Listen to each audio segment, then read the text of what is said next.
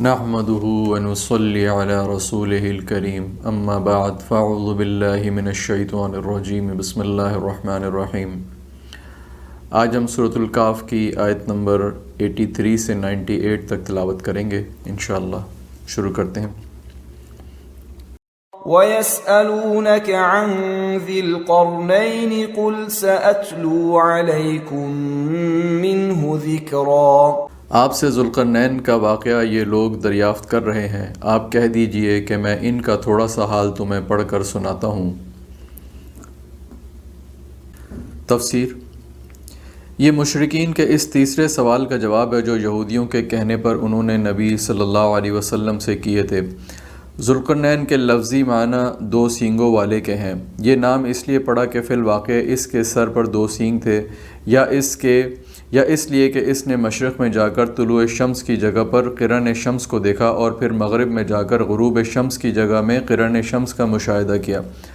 بعض کہتے ہیں کہ اس کے سر پر بالوں کی دو لٹیں تھیں۔ قرن بالوں کی لٹ کو بھی کہتے ہیں، یعنی دو لٹوں یا دو مینڈوں یا دو زلفوں والا۔ قدیم مفسرین نے بالعموم اس کا مصداق سکندر رومی کو قرار دیا ہے، جس کی فتوحات کا دائرہ مشرق و مغرب تک پھیلا ہوا تھا، لیکن جدید مفسرین جدید تاریخی معلومات کی روشنی میں اس سے اتفاق نہیں کرتے۔ بالخصوص مولانا ابوالکلام آزاد مرحوم نے اس پر جو داد تحقیق دی ہے اور اس شخص کی دریافت میں جو محنت و کاوش کی ہے وہ نہایت قابل قدر ہے۔ ان کی تحقیق کا خلاصہ یہ ہے: نمبر 1، اس ذوالقرنین کی بابت قرآن نے صراحت کی ہے کہ وہ ایسا حکمران تھا جس کو اللہ نے اسباب و وسائل کی فراوانی سے نوازا تھا۔ نمبر 2، وہ مشرقی اور مغربی ممالک کو فتح کرتا ہوا ایک ایسی پہاڑی درے پر پہنچا جس کی دوسری طرف یاجوج اور ماجوج تھے۔ نمبر 3، اس نے وہاں یاجوج ماجوج کا راستہ بند کرنے کے لیے ایک نہایت محکم بند تعمیر کیا۔ نمبر 4، وہ عادل اللہ کو ماننے والا اور آخرت پر ایمان رکھنے والا تھا۔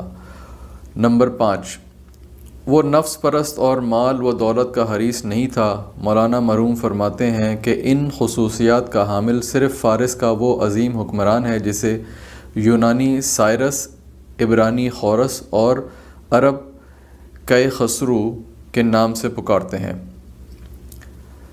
اس کا دور حکمرانی 539 قبل مسیح ہے۔ نیز فرماتے ہیں کہ 1838 میں سائرس کے ایک مجسمے کا بھی انکشاف ہوا جس میں سائرس کا جسم اس طرح دکھایا گیا ہے کہ اس کی دونوں طرف عقاب کی طرح پر نکلے ہوئے ہیں اور سر پر مینڈے کی طرح دو سینگ ہیں۔ تفصیل کے لیے ملاحظہ ہو تفسیر ترجمان القرآن 430 سے لے کر 399/1، طبع قدیم واللہ عالم بالصواب۔ انا مکننا له في الارض وآتیناہ من كل شیء سببا۔ ہم نے اسے زمین میں قوت عطا فرمائی تھی اور اسے ہر چیز کے سامان بھی عنایت کر دیے تھے۔ تفسیر۔ سببہ کے اصلی معنی رسی کے ہیں۔ اس کا اطلاق ایسے ذریعے اور وسیلے پر ہوتا ہے جو حصول مقصد کے لیے استعمال کیا جاتا ہے۔ اس اعتبار سے سببہ کے معنی ہیں ہم نے اسے ایسے ساز و سامان اور وسائل مہیا کیے جس سے کام لے کر اس نے فتوحات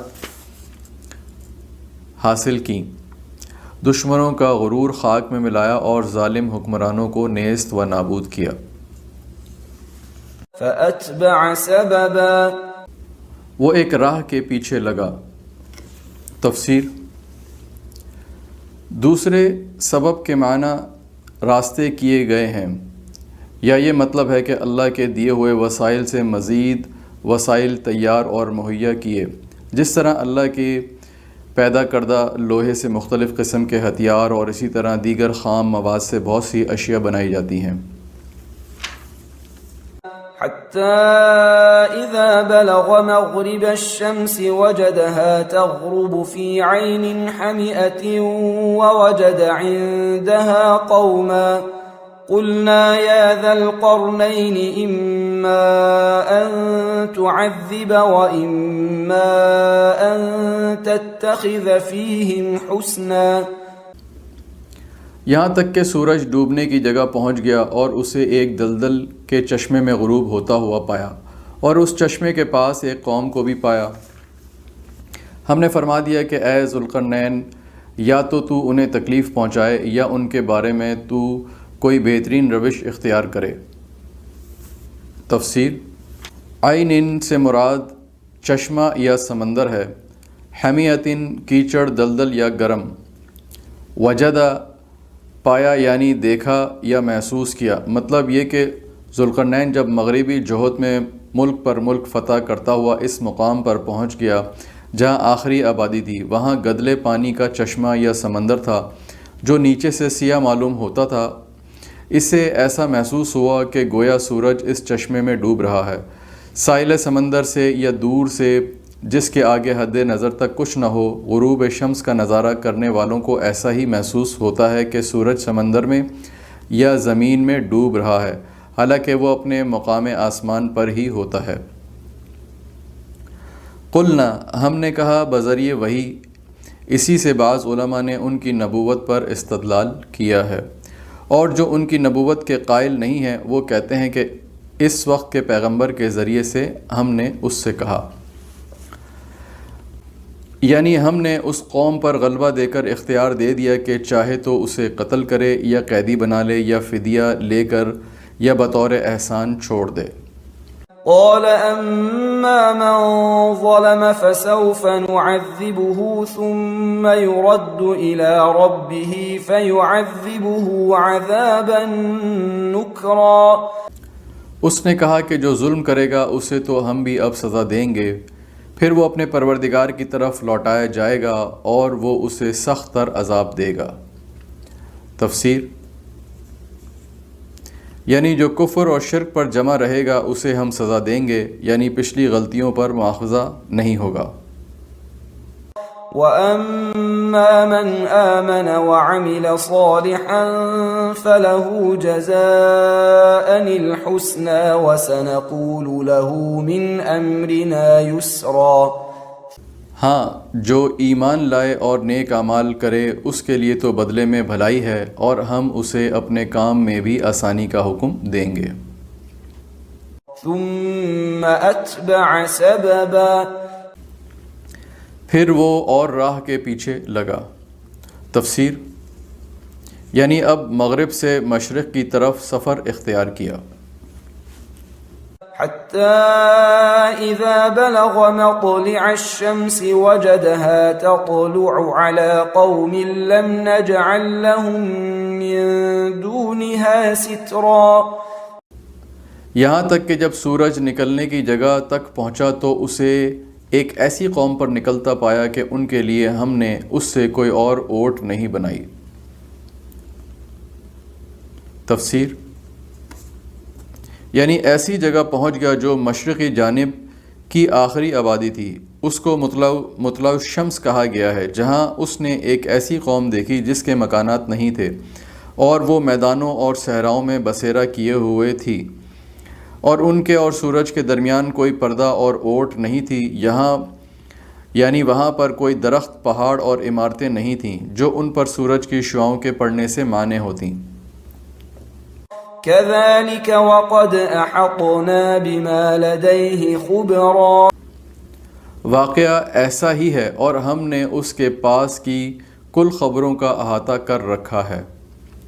تفسیر: یعنی ذوالقرنین کی بابت ہم نے جو بیان کیا ہے وہ اسی طرح ہے کہ پہلے وہ منتہائے مغرب اور پھر منتہائے مشرق میں پہنچا، اور ہمیں اس کی تمام صلاحیتوں، اسباب و وسائل اور دیگر تمام باتوں کا پورا علم ہے۔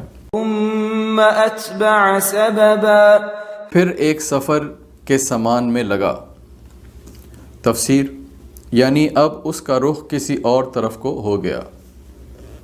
حتى إذا بلغ بين السدين وجد من دونهما قوما لا يكادون يفقهون قولا۔ یہاں تک کہ جب دو دیواروں کے درمیان پہنچا، ان دونوں کے اس طرف اس نے ایک ایسی قوم پائی جو بات سمجھنے کے قریب بھی نہ تھی۔ تفسیر: اس سے مراد دو پہاڑ ہیں جو ایک دوسرے کے مقابل تھے، ان کے درمیان کھائی تھی جس سے یاجوج و ماجوج اس طرف کی آبادی میں آ جاتے اور ادھم مچاتے اور قتل و غارت گری کا بازار گرم کرتے، یعنی اپنی زبان کے سوا کسی اور کی زبان نہیں سمجھتی تھی۔ قالوا يا ذا القرنين إن يأجوج ومأجوج مفسدون في الأرض فهل نجعل لك خرجا على أن تجعل بيننا وبينهم سدا؟ انہوں نے کہا کہ اے ذوالقرنین، یاجوج ماجوج اس ملک میں بڑے بھاری فسادی ہیں، تو کیا ہم آپ کے لیے کچھ خرچ کا انتظام کر دیں اس شرط پر کہ آپ ہمارے اور ان کے درمیان ایک دیوار بنا دیں۔ تفسیر: ذوالقرنین سے یہ خطاب یا تو کسی ترجمان کے ذریعے ہوا ہوگا یا اللہ تعالیٰ نے ذوالقرنین کو جو خصوصی اسباب و وسائل مہیا فرمائے تھے انہی میں مختلف زبانوں کا علم بھی تھا، اور یوں یہ خطاب براہ راست تھا۔ یاجوج و ماجوج نہایت فسادی قومیں ہیں اور حدیث صحیح کے مطابق نسل انسانی میں سے ہیں، اور ان کی تعداد دوسری انسانی نسلوں کے مقابلے میں زیادہ ہوگی اور انہی سے زیادہ جہنم بھرے گی۔ صحیح البخاری حدیث 6530، صحیح مسلم حدیث 222 اور 379۔ قال ما مكنني فيه ربي خير فأعينوني بقوة أجعل بينكم وبينهم ردما۔ اس نے جواب دیا کہ میرے اختیار میں میرے پروردگار نے جو دے رکھا ہے وہی بہتر ہے، تم صرف قوت طاقت سے میری مدد کرو، میں تم میں اور ان میں مضبوط حجاب بنا دیتا ہوں۔ تفسیر: قوت سے مراد یعنی تم مجھے تعمیراتی سامان اور رجال کار مہیا کرو۔ آتونی زبر الحدید حتى إذا ساوى بين الصدفين قال انفخوا حتى إذا جعله نارا قال آتوني أفرغ عليه قطرا۔ مجھے لوہے کی چادریں لا دو، یہاں تک کہ جب ان دونوں پہاڑوں کے درمیان دیوار برابر کر دی تو حکم دیا کہ آگ تیز جلاؤ، تا وقت یہ لوہے کی ان چادروں کو بالکل آگ کر دیا تو فرمایا کہ میرے پاس لاؤ، اس پر پگھلا ہوا تانبا ڈال دو۔ تفسیر: بین الصدفین یعنی دونوں پہاڑوں کے سروں کے درمیان جو خلا تھا اسے لوہے کی چھوٹی چھوٹی چادروں سے پر کر دیا۔ قطرہ پگھلا ہوا تانبا یا سیسا یا لوہا، یعنی لوہے کی چادروں کو خوب گرم کر کے ان پر پگھلا ہوا لوہا، تانبا یا سیسا ڈالنے سے وہ پہاڑی درہ یا راستہ ایسا مضبوط ہو گیا کہ اسے عبور کر کے یا توڑ کر یاجوج و ماجوج کا ادھر دوسری انسانی آبادیوں میں آنا ناممکن ہو گیا۔ فما استطاعوا ان يظهروه وما استطاعوا له نقبا۔ پس نہ تو ان میں اس دیوار کے اوپر چڑھنے کی طاقت تھی اور نہ اس میں کوئی سوراخ کر سکتے تھے۔ قال هذا رحمة من ربي فإذا جاء وعد ربي جعله دكاء وكان وعد ربي حقا۔ کہا یہ صرف میرے رب کی مہربانی ہے، ہاں جب میرے رب کا وعدہ آئے گا تو اسے زمین دوز کر دے گا، بے شک میرے رب کا وعدہ سچا اور حق ہے۔ تفسیر: یعنی یہ دیوار اگرچہ بڑی مضبوط بنا دی گئی، جس کے اوپر چڑھ کر یا اس میں سوراخ کر کے یاجوج و ماجوج کا ادھر آنا ممکن نہیں ہے، لیکن جب میرے رب کا وعدہ آ جائے گا تو وہ اسے ریزہ ریزہ کر کے زمین کے برابر کر دے گا۔ اس وعدے سے مراد قیامت کے قریب یاجوج و ماجوج کا ظہور ہے، جیسا کہ احادیث میں ہے۔ مثلاً ایک حدیث میں نبی صلی اللہ علیہ وسلم نے اس دیوار میں تھوڑے سے سوراخ کو فتنے کے قریب ہونے سے تعبیر فرمایا۔ صحیح البخاری حدیث 3346 و صحیح المسلم حدیث 2880-2۔ ایک اور حدیث میں آتا ہے کہ وہ ہر روز اس دیوار کو کھودتے ہیں، جب کھلنے کے قریب پہنچتے ہیں تو ان کا بڑا کہہ دیتا ہے کہ کل کے لیے چھوڑ دیتے ہیں تو اللہ اسے پہلے کی طرح کر دیتا ہے، لیکن جب اللہ کی مشیت ان کے خروج کی ہوگی تو پھر وہ کہیں گے کل انشاءاللہ اس کو کھودیں گے، اور پھر دوسرے دن وہ اس سے نکلنے میں کامیاب ہو جائیں گے۔ زمین میں فساد پھیلائیں گے حتیٰ کہ لوگ قلعہ بند ہو جائیں گے۔ یہ آسمانوں پر تیر پھینکیں گے جو خون آلود لوٹیں گے۔ بالآخر اللہ تعالیٰ ان کی گدیوں میں ایک ایسا کیڑا پیدا فرما دے گا جس سے ان کی ہلاکت واقع ہو جائے گی۔ مسند احمد 511/2 و جامع الترمذی حدیث 3153 وسلسلۃ الاحادیث الصحیحہ 313/4۔ صحیح مسلم میں نواس بن سمعان رضی اللہ تعالی عنہ کی روایت میں صراحت ہے کہ یاجوج و ماجوج کا ظہور عیسیٰ علیہ السلام کے نزول کے بعد ان کی موجودگی میں ہوگا۔ صحیح مسلم حدیث 2937-110، جس سے ان حضرات کی تردید ہو جاتی ہے جو کہتے ہیں کہ تاتاریوں کا مسلمانوں پر حملہ یا منگول ترک جن میں سے چنگیز بھی تھا یا روسی یا چینی قومیں یہی یاجوج و ماجوج ہیں جن کا ظہور ہو چکا، یا مغربی قوتیں یا مغربی قومیں ان کا مصداق ہیں کہ پوری دنیا میں ان کا غلبہ و تسلط ہے۔ یہ سب باتیں غلط ہے کیونکہ ان کے غلبے سے سیاسی غلبہ مراد نہیں ہے، بلکہ قتل و غارت گری اور شر و فساد کا وہ عارضی غلبہ ہے جس کا مقابلہ کرنے کی طاقت مسلمانوں میں نہیں ہوگی۔ تاہم پھر وبائی مرض سے سب کے سب آنے واحد میں لقمہ اجل بن جائیں گے۔ اللہ رب العزت سے دعا ہے جو کچھ ہم نے پڑھا اور سنا اس پر ہمیں عمل کرنے اور دوسروں تک پہنچانے کی توفیق عطا فرمائے۔ صدق اللہ العظیم۔